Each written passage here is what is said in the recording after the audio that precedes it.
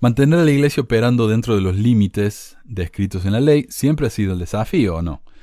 Es por eso que Dios responsabiliza a los miembros de pedirles cuentas a los líderes para que no sucumban a su propia naturaleza humana. Y cuando digo Dios hace esto, Dios hace lo otro, me refiero a lo que está escrito en las escrituras de los mormones, porque para ellos esas escrituras están reveladas directamente por Dios. Así que bueno, como para facilitar la cosa, de eso estoy hablando, ¿verdad? Recuérdese, fueron los miembros quienes vetaron el plan de permitir que José y Sidney se llevaran a casa 3 veces el salario del trabajador promedio de ese día. Si los miembros hubieran tomado la actitud que tenemos hoy, cuando decimos, bueno, ellos son los líderes y no tenemos derecho a cuestionarlos, entonces habría ocurrido una injusticia y los diezmos sagrados de los miembros habrían sido malversados. José Smith tuvo que ceder al veto de los miembros que habían contribuido con los fondos, a pesar de que él era el tipo que comenzó la iglesia en primer lugar. Todos entendieron que él estaba a cargo. Sin embargo, incluso el profeta José Smith no pudo hacer lo que quería. Tenía que pedir permiso y luego corría el riesgo de que dijeran que no. Doctrina y Convenio 119 nos informa que la ley del diezmo está destinada específicamente a pagar las deudas de la primera presidencia, por lo que deberían ver que se cumpla. Pero ¿cómo se definen esas deudas? Ha sido un decreto bien conocido que las autoridades generales de la Iglesia reciben un salario muy cómodo.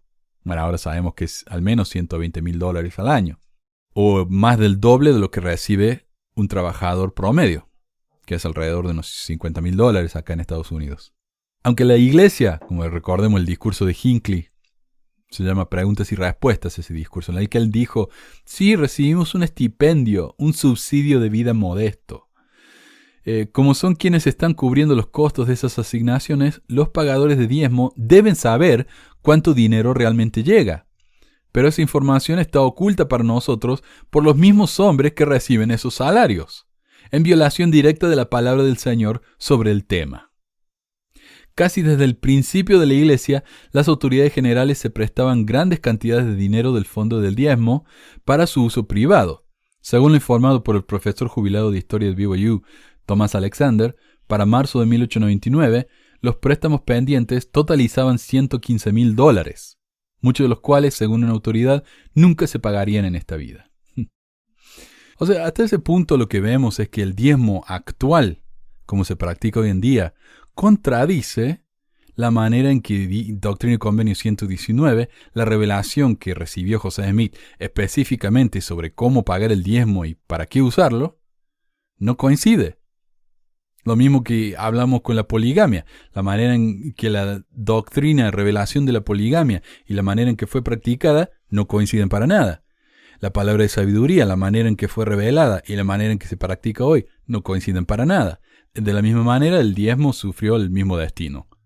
La revelación de José no tiene nada que ver con la manera en que se practica hoy el diezmo. Pero vayamos a lo que dice la Biblia sobre el diezmo, ¿verdad? Porque muchos mormones me dicen a mí, el diezmo es un mandamiento, la Biblia dice que hay que pagar el diezmo. Bueno, veamos la escritura de la Biblia, a ver qué dice. Es un testimonio de nuestra voluntad de autodoctrinamiento que los santos de los últimos días citen constantemente el versículo del capítulo 3 de Malaquías que pregunta, ¿robará el hombre a Dios? Y asumen que el Señor está reprendiendo a la gente por no pagar su diezmo. Pero cuando uno lee los capítulos y versículos anteriores, ve que Malaquías, como portavoz de Dios, está acusando a los líderes de la iglesia, los levitas, de malversación de fondos. Los diezmos ya habían sido pagados por la gente, simplemente estaban siendo retenidos por el liderazgo. Puede ser confuso para algunas personas el por qué Dios se enojaría con los sacerdotes por guardar los diezmos para sí mismos, ya que los diezmos, según la Biblia, de la gente eran los que se les otorgaba a los sacerdotes levitas para que vivieran. Era el trabajo del sacerdote dirigir el templo, y los diezmos aportados por la gente eran la forma en que los sacerdotes debían ser compensados. Bueno, y acá Rock Warman aclara los 3 tipos de diezmos y que no. Pero yo quise hacer una aclaración mía, yo hice una investigación y me quedó bien claro lo que dice la Biblia sobre el diezmo, y lo quiero compartir con ustedes. Ahora el diezmo es principalmente algo del Antiguo Testamento. Nótese que el diezmo no se menciona como mandamiento en el Nuevo Testamento, lo cual nos da la idea de que el diezmo es parte de esas leyes que se cumplieron con la venida de Cristo, como el apedramiento de hijos rebeldes y la prohibición de comer mariscos. En realidad, El diezmo se menciona una sola vez en el Nuevo Testamento, y es cuando Jesús critica a los fariseos por su hipocresía, por diezmar, lo cual, según la creencia de los fariseos, es necesario, pero ignoran la justicia, la misericordia y la fidelidad. Jesús no parece estar diciendo que el diezmo es un mandamiento para todos, sino para los fariseos, porque es lo que ellos creen. Es como cuando uno le saca en cara a un mormón que sea tan reglero por no tomar café, pero abusa del azúcar, lo cual es peor para la salud que el café y no se considera un pecado en el mormonismo. En ese caso, no es que yo piense que tomar café sea malo, es que yo estoy resaltando la hipocresía de seguir la letra de las reglas a la vez que se ignora el espíritu de esas leyes. Lo que se podría arguir es la parte más importante de la ley, ¿verdad? Por ejemplo, en el caso de la palabra de sabiduría, el punto de la palabra de sabiduría es tener salud. Pero cuando uno se niega a tomar café, pero se toma 3 kilos de cosa con azúcar al día, hay algo mal. Es hipocresía. Lo mismo con Jesús y los fariseos. Había 3 tipos de diezmos en el Antiguo Testamento. El diezmo levítico o sagrado, está en Números 18, 21 y 24. El diezmo de las festividades y el diezmo de los pobres, Deuteronomio 14, 22 al 29. El diezmo levítico era para que los sacerdotes levíticos se mantuvieran. Era la comida donada, como dice Warman, era la comida donada para que pudieran sobrevivir a lo largo del año. Uno podía decir que es lo mismo que el sueldo que reciben los líderes más altos hoy en día. Pero ellos no son sacerdotes levíticos y sus funciones no son las mismas que las de estos sacerdotes bíblicos, así que el paralelo no es muy acertado. Además, estos sacerdotes recibían comida. Hoy en día reciben $120,000 al año, más ropa, comida, choferes, autos. El segundo diezmo, al ser un diezmo para una celebración judía específica, la fiesta de las cabañas o de los tabernáculos, tampoco se aplica a nuestros días. Además, ese diezmo entregado para esa festividad era consumido por todos los participantes, además de los sacerdotes. No era dinero que debía guardarse de ninguna manera para momentos lluviosos ni nada por el estilo. El tercero era un diezmo donado cada 3 años para el beneficio de los levitas y de los pobres, para que comieran hasta que fueran saciados, dice. O sea, una vez cada 3 años la gente donaba, todos los pobres salían, venían, comían hasta que se llenaban y ya estaba. Eso no se hace ahora. Nada que ver. En conclusión, ninguno de los 3 diezmos del Antiguo Testamento tiene absolutamente nada que ver con el diezmo mormón de hoy en día. Con respecto a la interpretación de Malaquías 3, de que los sacerdotes eran quienes no entregaron el diezmo al alfolí y por lo tanto la nación entera estaba siendo maldecida, tiene sentido. O sea, yo no sé si aclaré esto. La escritura dice, traed mis diezmos al alfolí.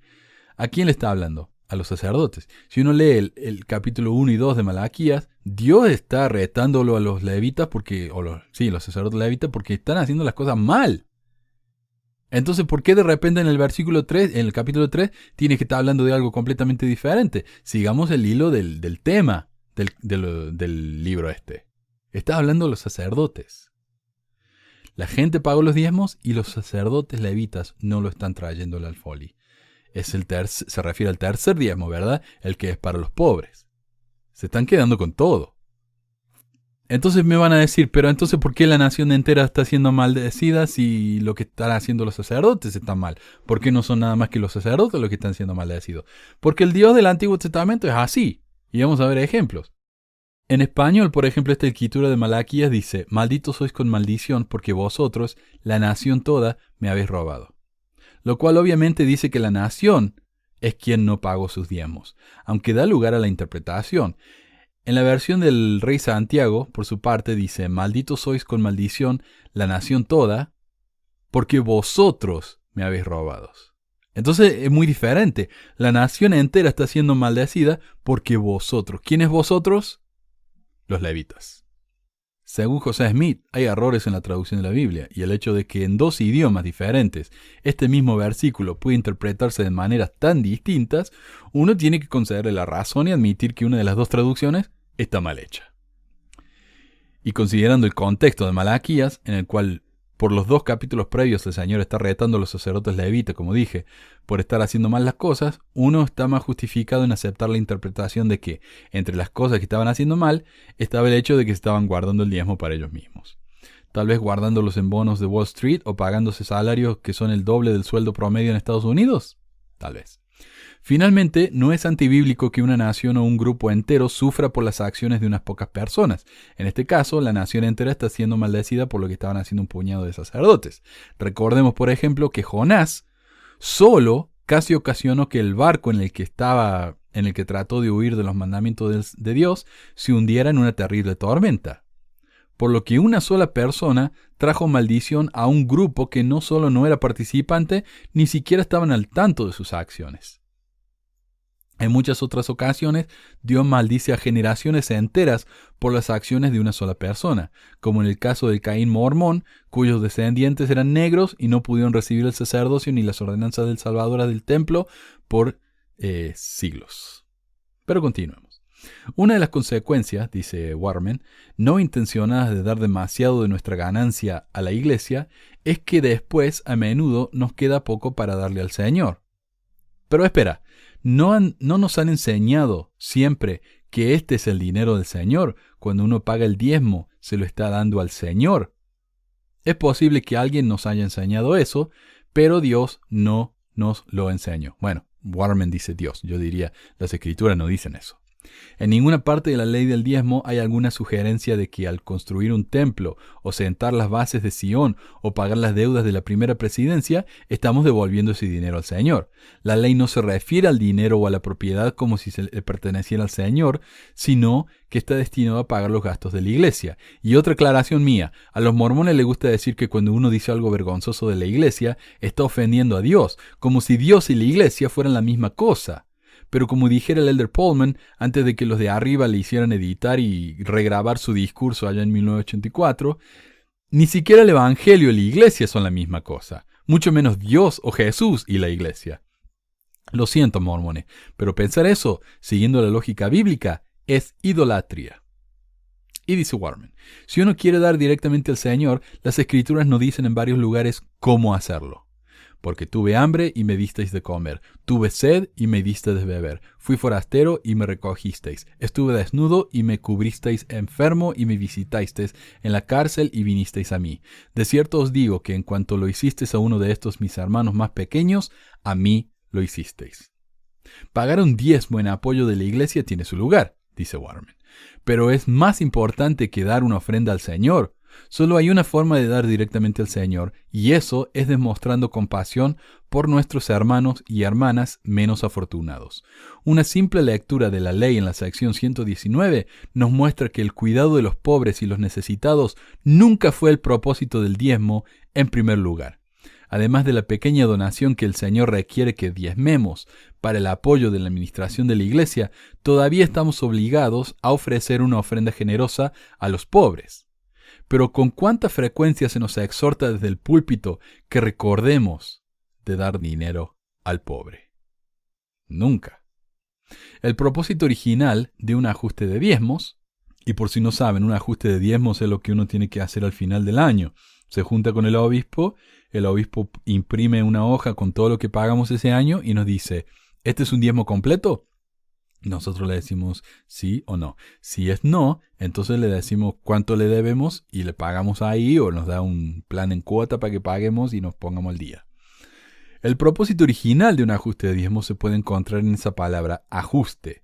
En los tiempos viejos, en el mormonismo temprano, muchos de los que podían pagar su diezmo en efectivo mensual o trimestral lo hacían. Pero digamos que el hermano Zeke, el granjero de pollos, tuvo un año abundante. Sus gallinas tuvieron cientos de pollitos y sus vacas dieron a luz a 10 terneros. Algunos de esos polluelos crecieron hasta la edad adulta y fueron comidos en la mesa. Otros se vendieron para que Zeke pudiera satisfacer otras necesidades de su familia. Cuando llegó el fin del año, Zeke se encontró con un excedente de 60 gallinas ponedoras, más allá de lo que su familia necesitaba, y un aumento de 10 vacas sobre lo que comenzó en enero. Entonces Zeke contactaría al obispo y concertaría una entrevista para darle al obispo 6 de esas gallinas sobrantes y una de las terneras. En otras palabras, el 10% de lo que le sobra. De esta manera Zeke ajustaría su diezmo con el obispo como lo haría cualquier otro agricultor que tuviera el diezmo en especies, lo que significa pagar en algo que no sea dinero. Entonces sería el trabajo del obispo encontrar un comprador y convertir ese ganado en efectivo para enviarlo a Salt Lake City. En aquellos días a los obispos se les permitía quedarse con el 10% de todo el dinero que recolectaban antes de enviar el resto a la sede de la iglesia.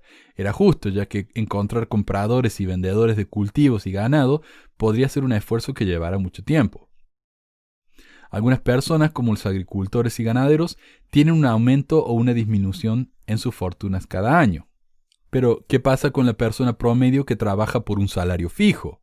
¿Cómo calcula su aumento si sus ganancias siguen siendo más o menos la misma siempre? En una carta de 1970 de la primera presidencia, el pronunciamiento oficial más reciente que tenemos sobre este tema, leemos: sentimos que cada miembro de la Iglesia debería tener derecho a tomar su propia decisión sobre lo que cree que le debe al Señor y por consiguiente hacer el pago. Esa es una afirmación sabia, porque solo el Señor realmente entiende las circunstancias de cada uno, dice Waterman. Como la situación de cada uno es diferente, nadie, ningún obispo, presidente de estaca o autoridad general tiene la autoridad de decirle cuánto de su dinero debe pagar de diezmo. Para eso es la oración. Uno toma su decisión y la lleva al Señor para que la apruebe. Si bien es cierto que nuestros diezmos continúan utilizándose para la construcción de templos en todo el mundo, muchos de los templos ya terminados no se están utilizando a su capacidad. Los informes indican que no hay suficientes visitantes en algunos templos para que puedan hacerse sesiones programadas regularmente. Y luego está la regla que prohíbe a los miembros que no están al día con sus pagos ingresar al templo. Y esto también es curioso porque esto no es una doctrina, es una política.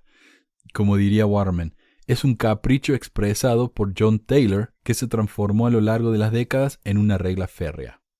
Antes de John Taylor, uno no necesitaba pagar los diezmos para entrar al templo. Después de John Taylor, sí. ¿Recibió una revelación? No, él simplemente decidió empezar a hacer esto. A medida que menos miembros elijan pagar la cantidad de diezmo que los líderes modernos insisten, habrá menos miembros que puedan asistir al templo y por lo tanto menos necesidad de construir más templos. En cuanto a los diezmos que se usan para poner el fundamento de Sion, como dice 119, nadie sabe si eso todavía se mantiene como una prioridad. Una vez más, lo sabríamos si tan solo los líderes no proporcionaran un informe anual. Lo que sí sabemos es que los miembros que viven en otros países ahora tienen instrucciones de no reunirse con Sion o mudarse a Utah, como decía la iglesia al principio. El recogimiento de Israel era literalmente venir a Utah, o pensaron ellos tal vez Missouri, y vivir ahí todos juntos. Pero ahora no se puede, que con 16 millones de miembros, bueno, una fracción de eso que están activos, no es realista. Entonces ya el mandamiento que decía poner los fundamentos de Sion, como decía Doctrina 119, no es relevante ya. Ciertamente, los santos de los últimos días pueden contribuir tanto como deseen al fondo de la ofrenda de ayuno, supuestamente para ayudar a los pobres, ¿verdad? Pero incluso ahí tenemos razones para preguntarnos si algún fondo contribuido a la iglesia para un propósito específico terminará donde el donante quiere. A esta altura, la mayoría de nosotros somos conscientes de la nota en la parte inferior de los nuevos recibos del diezmo que notifica al donante que la iglesia se reserva el derecho de poner su diezmo para cualquier uso que la parte corporativa de la iglesia decida. Entonces, si ustedes están tranquilos y dicen, yo ayudo a los pobres, yo pago mi ofrenda de ayuno, no estén tan seguros. Ese dinero tal vez está yendo para financiar a la BYU, o para hacer libro de Mormón, o para construir un templo nuevo en Dubái. Así que si ustedes realmente quieren ayudar a los pobres, ayuden a los pobres.